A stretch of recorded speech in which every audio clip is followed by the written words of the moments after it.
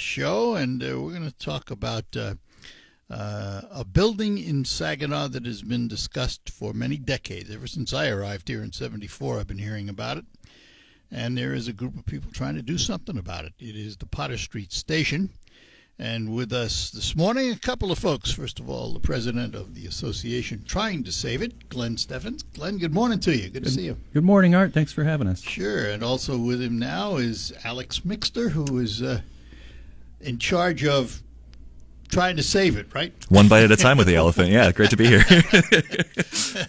Good to see you, Alex.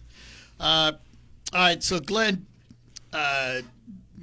literally, I moved here in 1974, and I've heard about the Potter Street Station since then. And there's been all kinds of talk about saving it, trying to make sure something happens with it, about developing the neighborhood, developing the building. Where are we to date? Have we made any progress in moving toward a goal of seeing that building restored to its glory and the neighborhood accepting new businesses and things? Been all kinds of talk. Yeah. Well, I'd say in the last year, they've probably made more progress than they have in a number of years. I just joined the organization in November, December. And as you mentioned, I'm president of the board there now. And as far as restoring it to its full glory, it's kind of a map to get there. The first thing is to even make sure that it doesn't deteriorate more. The roof has been in terrible shape for the last few years. There were holes in it. There was snow and rain coming in. Last year I was in there the first time when it was raining that I'd ever walked in, and my heart sank because I could just hear the water coming down. And but last fall, Alex here put together a group of volunteers. We put together some funds to buy some OSB. They got up there themselves. They put on the new OSB. They ripped out the old stuff, covered it up with some wrap until we can get it shingled. So that stopped those key elements from coming in.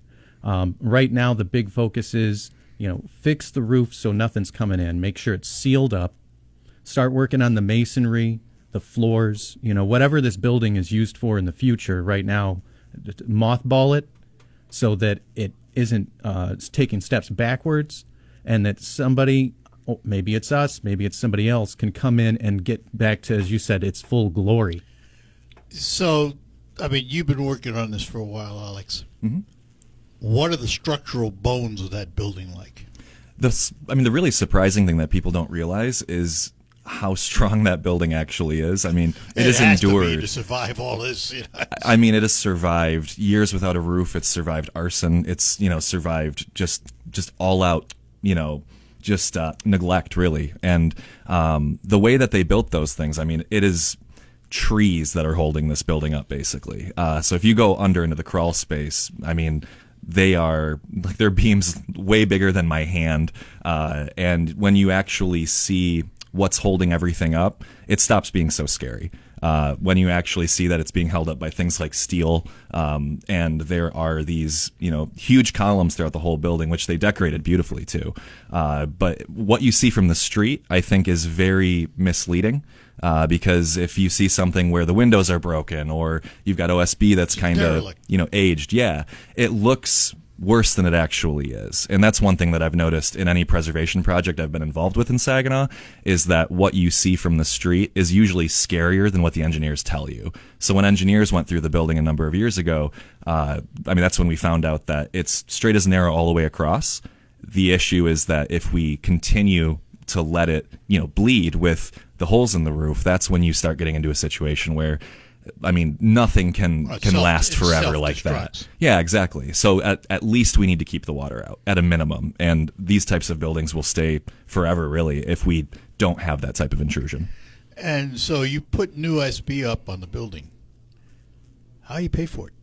So we're a pretty ragtag group, actually. We've got a smaller budget, but the things we're able to do with that small budget is pretty amazing. Because about 2 years ago, we had a fundraiser where we raised, I think it was $11,000 or so, and $3,000 of that just went into the raw materials.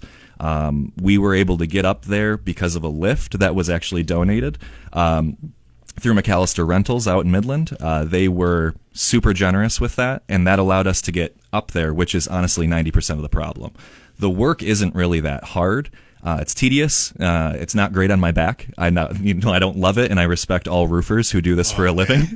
But I was really surprised that most of the issue was just getting up there to work on it. Because if we can get up there, there's a lot we can do. It's just getting up there is tricky. You're telling me you put new OSB on that building. It's not a small building. You No. put new OSB on that roof and everything. And you did all of this for $3,000. Yeah, we had a group of people who I joke were crazy enough to do it. We were approaching it from the angle of the quote we got was around $100,000 to repair the roof. The issue, That's why I asked. right? The issue is that roof that's on there isn't the actual roof. That roof was actually burned off in the 90s with the arson. So the roof that's there right now is only supposed to last for 15 It years. was a temporary when it went up. Yep, I remember that. To kind of put it into context, I was learning to walk and talk when that roof went on. I was a literal child baby, and so there was a lot of time that passed between that roof going on, and it was only supposed to last for 15 years. We're going on 30. So that roof has actually very surprisingly held out very, very well, but obviously not in all So this places. substructure that you just put up, the OSB, Yep. is that designed to be the new roof sub? So that is the main issue and conundrum that we ran into was how much money do we sink into a temporary roof? That structure is actually built just inside the walls, so it's like technically a huge umbrella. Yeah, like a cap over the building Right. rather, and we know it's temporary, and that's where also it's how much resources do you put into that when the goal is there's no third floor on that building right now. It originally had one. The Right. third floor fell in. We'd like to see that third floor rebuilt. So whatever you build, it's just got to get by. Aside from the $3,000 they spent, I should mention we're a nonprofit organization. And if somebody did want to find out about, and we survive on membership fees and volunteers, Facebook.com/Potter Street Station, or just look up Potter Street Station on Facebook. We've got links to all that stuff, how to join, how to participate. We also just recently got a great donation from Eichenhout Roofing. They donated 4 or 5 pallets of shingles. Wow. If anybody out there, has materials like this, we're looking for lumber, we're looking for shingles. We don't care what color they are. Yeah, it doesn't we're just have keeping to be. water out. Yeah, but Alex alluded to something a minute ago too about the perception, and I'm really glad you had us on, because when you drive by the station, you can't see the work that all these people have put in. And I'll feel kind of dismayed when I see some people comment in social media and stuff. No one's doing anything with that building. We've had hundreds of volunteer hours since last October that has went into that station. Dozens of people have taken time out of their weekends and weeknights to clean it up, to fix up the roof, and to make that happen. Right now, the only thing you can tell from the outside is it looks like there's black sheeting, plastic wrap over the top. If you That's don't, only because there is. there is, yep. And fortunately, it's not holes, right? But Yeah. even that's hard to see from the street. So unless we're actually working out there, you drive by, you can't really see anything because most of the work's being done inside. But you put that black wrap on to protect the OSB. Absolutely. You don't want that to get wet. Right, because that starts the process So it all over. starts all over again. Square one again, yep.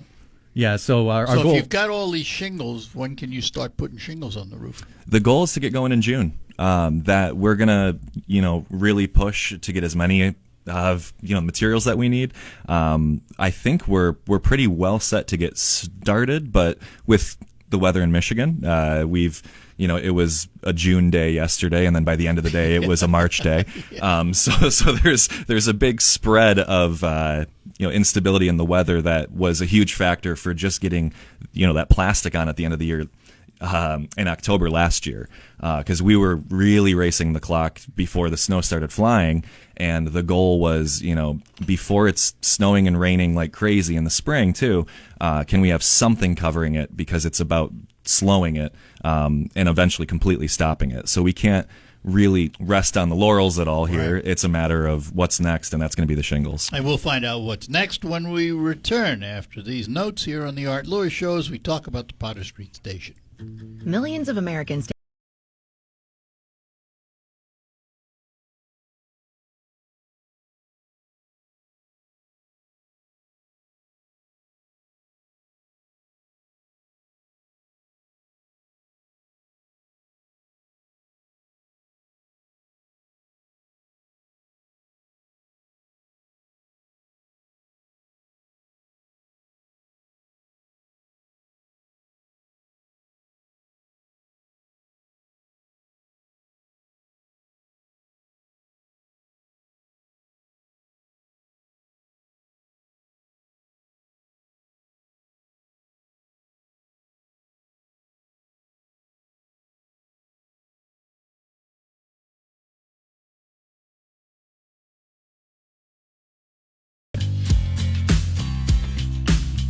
All right. Back with you here on WSGW, talking to Glenn Steffens and Alex Mixter. They are involved with the Potter Street Station. What's the name of the organization? The Saginaw Depot Preservation Corporation. It's a mouthful. And it's been around a while. I mean, it's not new, is it? Over 30 years. This was a band of just residents in the city. They didn't want to see that building, go out of. This is before the fire. They formed this to keep it from being torn down after a commercial got done with this building. And then, unfortunately, and we just actually had the anniversary of the fire a few days ago. Within 2 years of the group taking on the station, somebody set it on fire. I can't imagine what it would be like today if that didn't happen. But nonetheless, I would guess it would look the same. Seriously, because the building was in a state of disrepair. They were interested in it, but they weren't fixing it. Yeah. Well, at least they kept on, though, right? So They tried, and they maintained. Yep, they got burned down, not down, but it got burned up. And literally, they kept it going though. At some point the city wanted to tear it down. They fought that. They won, and so here it stands still. The group is still intact. We got a board of directors of 10 people. We're always looking for new members. Again, you can go to facebook.com/Potter Street Station if you're interested in volunteering, maybe becoming part of our organization. And so let's talk just for a minute about the purpose of all this. Aside from saving a building, if you're going to save a building, you should have a purpose for the building. That is a great question, yeah.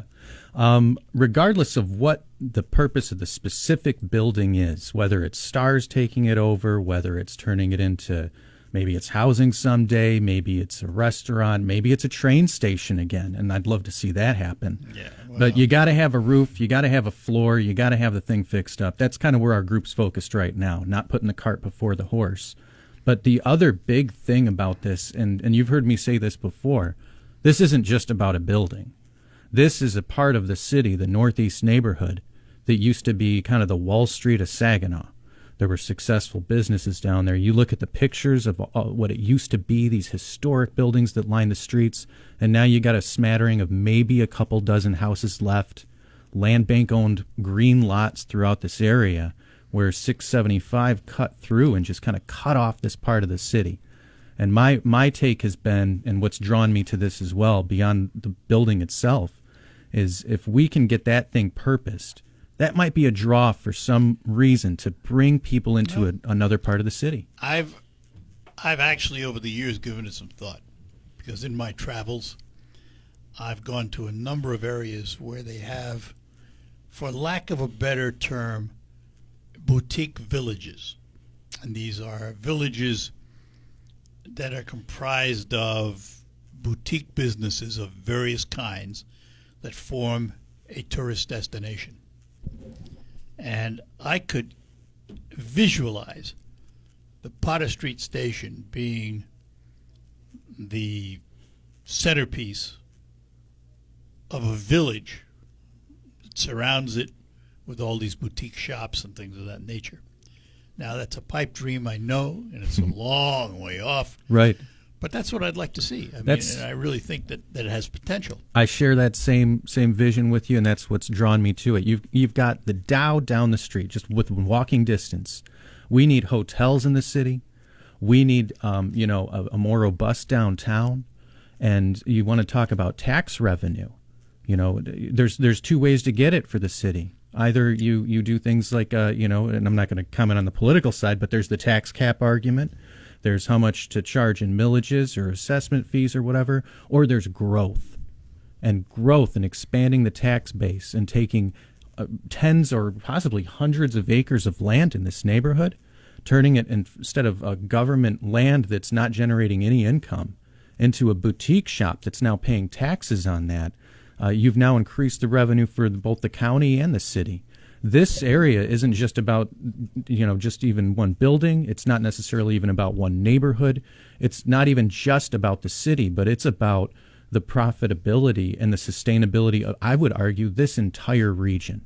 And if you've got a train station or whatever, you've got entertainment right down the street, let's turn this into something active.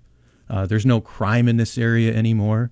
It's just a clear field, and I always say, like, some people look at that and they just see blight. They see sadness. They see systemic results of systemic racism. And my thing is, I see opportunity here. If we play our cards right, there can be great return on that investment. And Alex has worked plenty in this kind of area of trying to revitalize the city with his work on the Lee Mansion and everything. If I'd say kick something over to him too, but yeah. That's the one known as the Cat House. Yeah, that's a lot of people know it as the Cat Lady House. It's the Lee Commons these days. The Cat Lady. What's going on there now? So we have a lot of really exciting things happening there right now, actually. We are, I don't know how much of the details I can give right now, but we're looking at a coffee house and a deli coming in now. And there's a lot of really exciting things and a lot of exciting partnerships with that, because that is a really great example of that question of what do we do with it. Has that house been fully rehabbed now? We're pretty much what I would say white boxed, where it's a blank slate for whoever needs to use it. But structurally and all that, it's absolutely ready to go. So we took that one right off the demo list. That was one that was, if anyone remembers, back in 2018, that house did not look so hot. And that house actually was my entry point into all of this work. And the thing that house taught me was that if you have a structure that's abandoned or vacant or overgrown, the question of what does it become is really, the sky's the limit with that question, but you need someone who's thinking about it. And a lot of these buildings, we have gone decades without anybody really, thinking about, like, what could this be? And for those that don't know, that sits on Washington. Yep. And it was famous because the lady that lived there had big cat.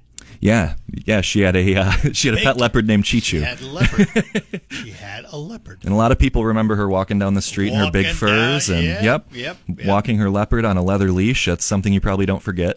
Not very often. Right.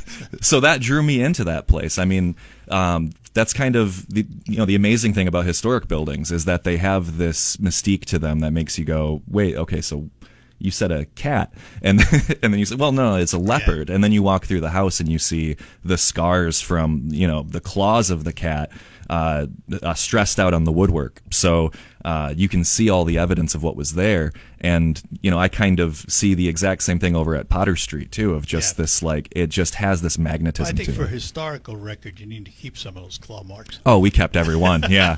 No, that's the kind of thing where... the funny thing in historic preservation work is that when you have, even something like an arson, like we have lots of woodwork over at Potter Street that is charred. And in a way, that is, that's a part of the story. You tell that part of the story as well. So, the claw marks, it wasn't even a question of whether or not we were going to keep them. We'll take a quick break and be back with our guests after these notes. We're proud to make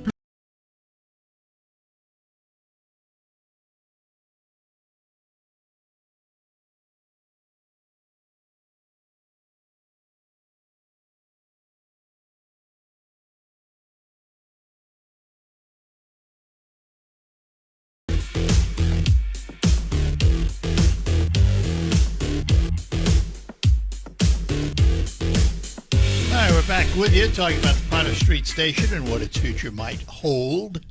And in studio with Glenn Steffens, he's the president of the Preservation Organization. And also with us is Alex Mixter, who is sort of the, by default, general contractor. Yeah, that's accurate. That's a good one, yeah. Yeah, it's my job to keep it standing, I like to say. Good luck with that. Thank you.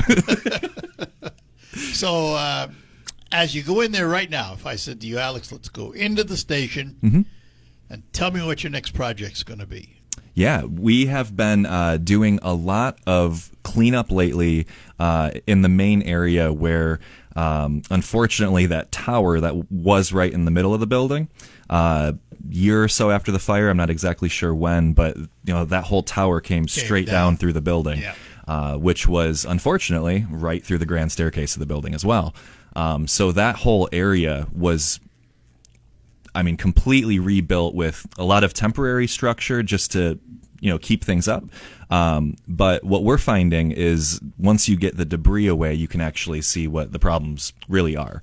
And when you remove all of the trash, which you can fill a dumpster in about a half hour at that station. It's pretty easy to find enough things to throw away. But once you do that, you can actually see what the real problems are. And I've really found that with this building in particular, if you call a contractor, the first thing you get is, that's going to be, I don't know. And there's all this ballparking that people do without even looking at it. Anywhere from like $100,000 to $500,000. Yeah. I mean, they've all heard the stories. Yep. Well, and everyone has their idea too of what that's going to cost. And so the thing that I've always found really interesting is getting to the bottom of those actual costs of like, okay, we take all of the emotion and all of the drama out of it, all of the opinions and all of the, should you, shouldn't you? You take that away, and what you're left with is gravity and physics of what needs to be held up, what needs to be braced where, which things have been rained on for too long.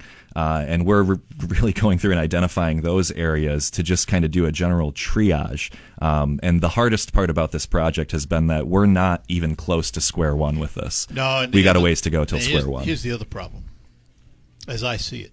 Mm-hmm. It's been going on so long that the cost of construction is now almost prohibitive in some ways. Right. To build a house today, you're looking at $300 a square or more. Mm-hmm. How do you do something like that? That is where I would argue. Here's where you guys have excelled. I mean, to be able to put OSB on the roof for $3,000 that's unheard of. Right. And I think that that's where, when you really start looking at what it needs, I mean, there are the contractor prices, and then there's what needs to get done. So in that case, we looked at it and said, okay, it's going to be $100,000 to have a company come do it, and $3,000 for the materials for us to just go up and do it. And really, I think what the construction costs are making a great case for, ironically enough, are the historic buildings, because would you rather work with a building that's already there and mostly built, or would you want to start from a vacant lot right now? I'm really happy that we have this building to work with at all, and I think a lot of the purpose of the word group is to keep it there. Yeah, you can't preserve what's not there. Right. And I don't think there's that many people who drive around and they see a construction site where a house is mostly built and the framing is up. No one looks at that and says, "Oh, that's just an eyesore. We got to tear that down." It's in progress, and it really at that point it turns into glass half full, half empty kind of conversation. If you're going to tear this building down, I can see easily you're looking at probably $1 million to $1.5 million a cost just to tear it down. If this group had even 10% of that money, I mean, again, $3,000. And Alex and this gang of rock climbers, literally. Yeah, we brought mountain climbers to the table because we thought, who would actually take this risk of going up there? And we found people who hang off of mountains to help us. Yeah, and so they go up there and they do this. On top of that, aside from prohibitive costs, things like that, we've got businesses coming out of the woodwork that believe in this mission. They want to see the city grow. They have that same kind of vision that we talked about on this area. And suddenly we're getting pallets of shingles delivered. We're getting other businesses calling saying, how can we help? And that's where our membership dues, that's where our fundraisers and donations go. Somebody donates $1 to the Potter Street station, and that dollar effectively in a private sector translation would be anywhere from $10 to $20 of effect that you would spend in the private sector. Here's the other thing about it is because, as I mentioned very early in the program, it's been talked about for decades. Absolutely. Talk is cheap. And I know the work you did doesn't present itself as really visible. Mm-hmm. You don't see much of a change in the building. When the day comes that you do something outside that presents a real change that people can see, Katie, bar the door, look out. Yeah. Because people come out of the woodwork then, because now they can see progress. What you do inside, they can't see. See the that? roof, Yeah. yeah, maybe they can see it, but they can't see it. You know, You got to stand pretty far down Warren to really get a good view you of the have roof. to, Yep. yeah. But the day you start doing something outside and it starts to transform that building into something that does look savable and respectable is the day that the doors are going to open, the floodgates are going to open. That was actually a huge lesson that we learned over at the Cat Lady House. One of the things that was a very surreal moment for me was I was in a meeting where someone said, you know, we don't want this to become another Cat Lady House where they buy the house and they sit on it and they do nothing. And that guy who said that did not realize that we had filled 8 dumpsters full of just debris. We had done all this clean out. Yeah. And no one, I mean, Nobody they knew. thought that we abandoned the project. But the moment that the plywood came off, the moment they saw new glass in the windows, suddenly it was, you guys are doing an amazing job. Yeah. And so, you know, it's pretty thankless work for the most part because it's not really seen. To the skeptics out there, and even to, you know, especially, of course, the people that support us, if you want to see some of the work going on in that station, and Art, you're invited as well anytime. June 10th, we're going to have a membership meeting. It's a Tuesday night at 6 p.m. in the station. June 10th, general public's welcome. It's our membership update. Let's hold it, and we'll talk about events coming up here. Oh, yeah. But something else I'd like to see, when the vision is thought about and put on paper, a nice sign out there that shows what the vision is. Absolutely. You know, some kind of public signage that says, "Look what we're doing." Well, in opportunities like this, or having our membership meetings inside the station, Yeah. or our fundraiser, we're going to do and Right. talk about that. But we plan on having a presentation there because if you can't really bring people through the building all the time, you got to bring the inside of the building out to the Right. people. All right, we'll be right back. What's the most important part of a retirement?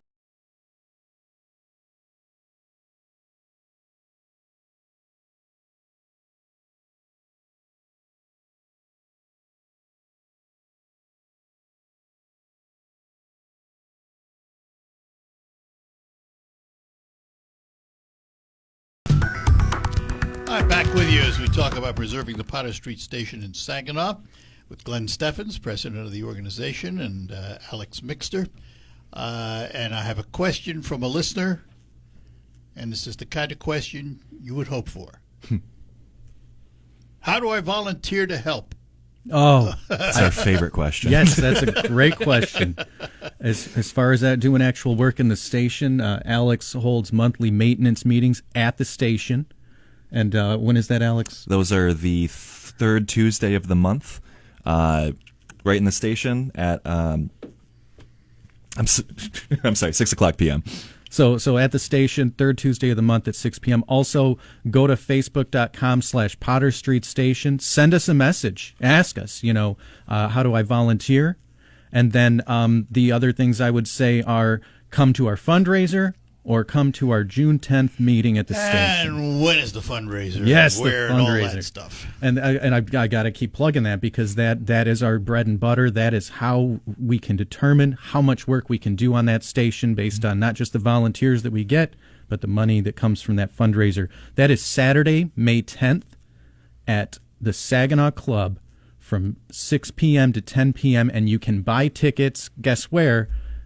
At facebook.com/Potter Street Station. I don't know how many times I could say How that. much are they? The tickets for non-members are $35. If you're a member, the ticket's $25. So you can buy a ticket and a membership for $45, and that's part of the link as well. So again, Saginaw Club, May 10th at 6 p.m. We're going to have a silent auction. We're going to have hors d'oeuvres. We're going to have some speakers, a presentation about the station. So if you can't go in it and see it, we'll bring you some pictures and show you what we're doing. We've got a lot of visuals for that. That's people love to think with their eyes. I love a before and after too, honestly. It's you really don't realize how much work you've done until you actually take a look like that. So you expect in June to start putting shingles on? That's when we're going back up.